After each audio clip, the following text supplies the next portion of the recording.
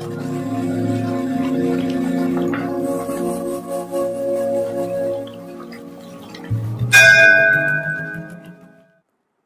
हर महादेव।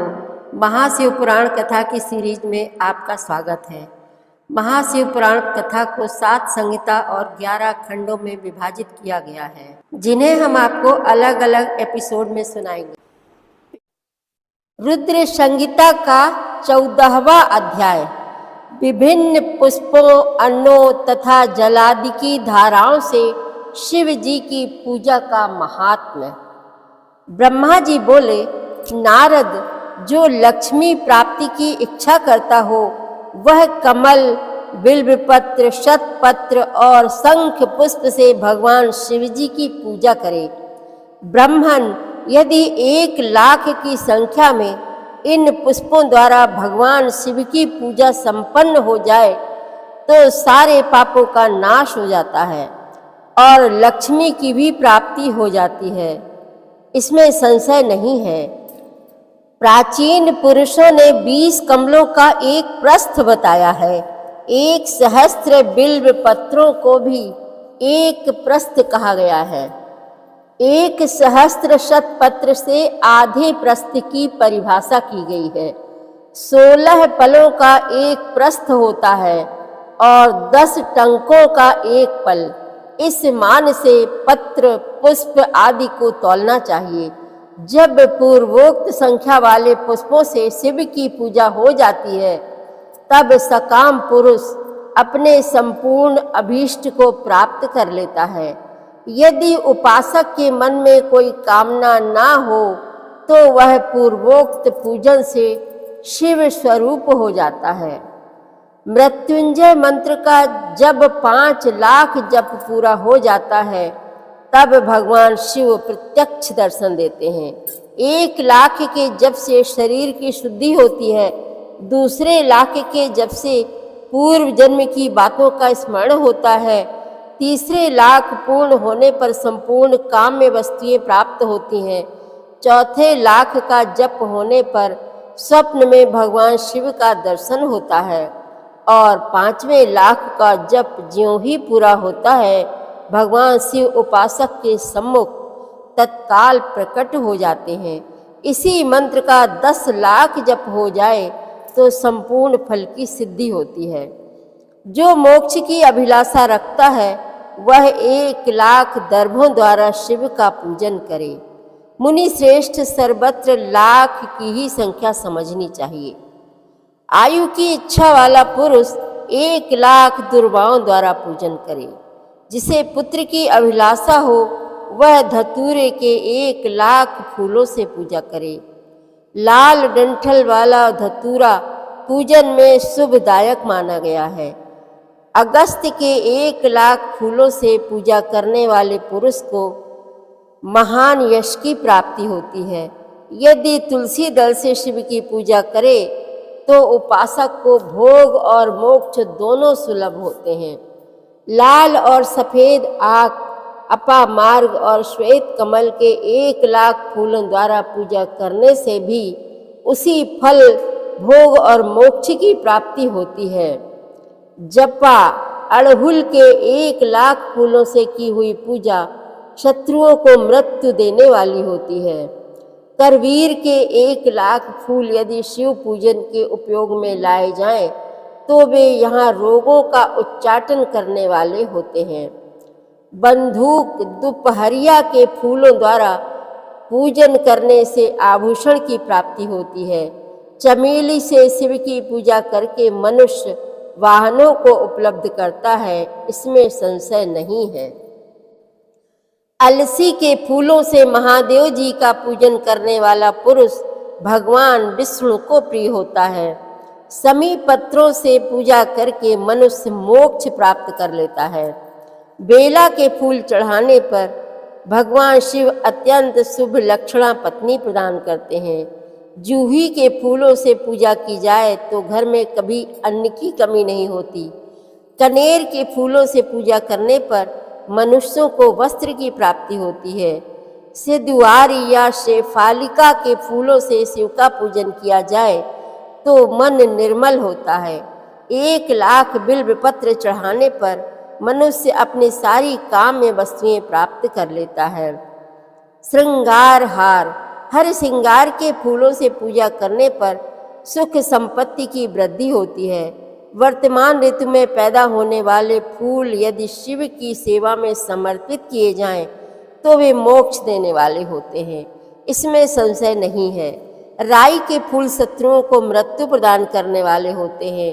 इन फूलों को 1,00,000 की संख्या में शिव के ऊपर चढ़ाया जाए तो भगवान शिव प्रचुर फल प्रदान करते हैं।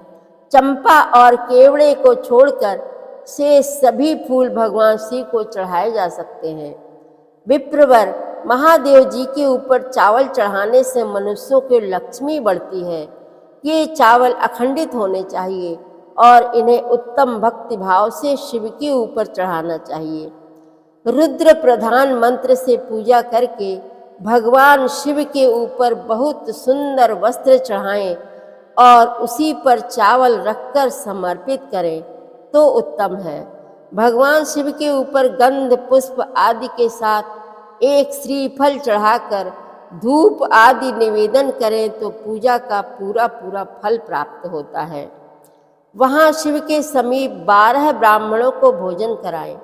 इससे मंत्र पूर्वक सांगोपांग लक्ष्य पूजा संपन्न होती है।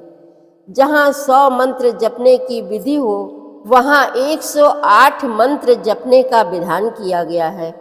तिलों द्वारा शिव जी को 1,00,000 आहुतियाँ दी जाएं अथवा 1,00,000 तिलों से शिव की पूजा की जाए तो वह बड़े बड़े पातकों का नाश करने वाली होती है। जौ द्वारा की हुई शिव की पूजा स्वर्गीय सुख की वृद्धि करने वाली है, ऐसा ऋषियों का कथन है। गेहूं के बने हुए पकवानों से की हुई शंकर की पूजा निश्चय ही बहुत उत्तम मानी गई है। यदि उससे 1,00,000 बार पूजा हो तो उससे संतान की वृद्धि होती है।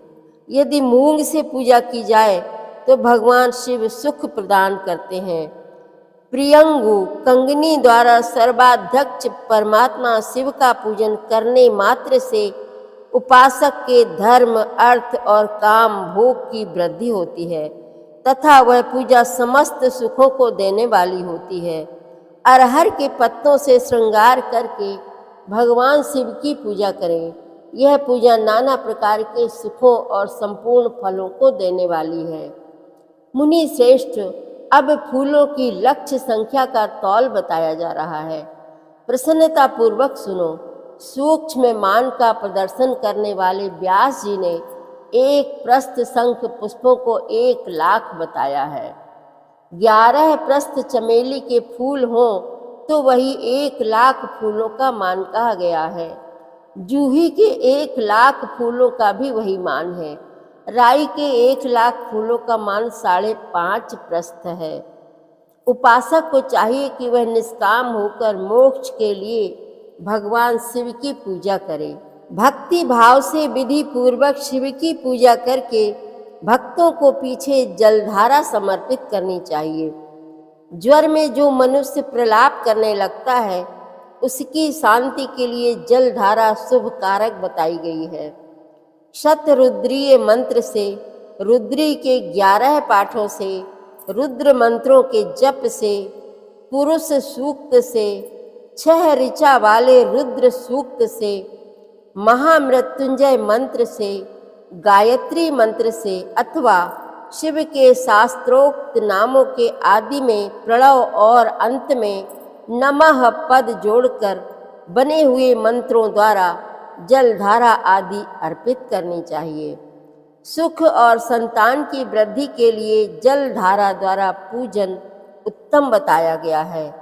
उत्तम भस्म धारण करके उपासक को प्रेम पूर्वक नाना प्रकार के शुभ एवं दिव्य द्रव्यों द्वारा शिव की पूजा करनी चाहिए और शिव पर उनके सहस्त्र नाम मंत्रों से घी की धारा चढ़ानी चाहिए।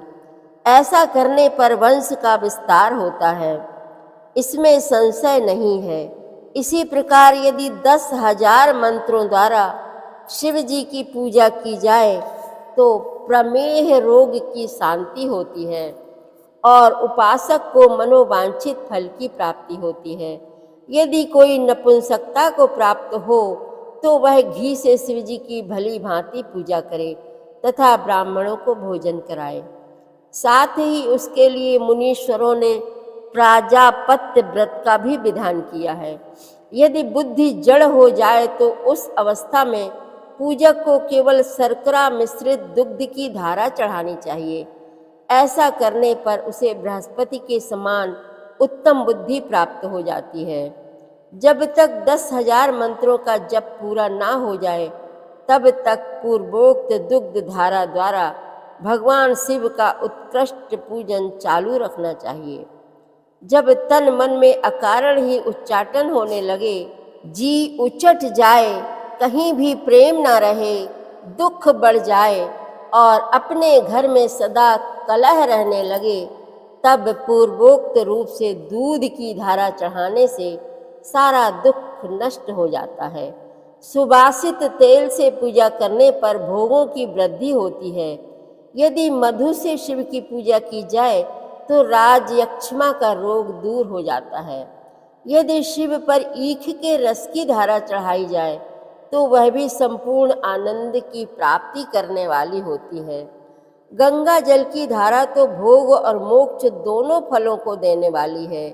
ये सब जो धाराएं बताई गई हैं, इन सब को मृत्युंजय मंत्र से चढ़ाना चाहिए। इसमें भी उक्त मंत्र का विधानतः 10,000 जप करना चाहिए और 11 ब्राह्मणों को भोजन कराना चाहिए। रुद्र संहिता का 14वां अध्याय समाप्त हुआ। हर हर महादेव। आगे की कथा आप अगले अध्यायों में, अगले एपिसोड में सुनेंगे। संपूर्ण शिव महापुराण कथा की सीरीज में शामिल होने के लिए आप हमारे चैनल अपनी विरासत को सब्सक्राइब कर लीजिए और वीडियो को लाइक शेयर करना मत भूलिएगा। हर हर महादेव।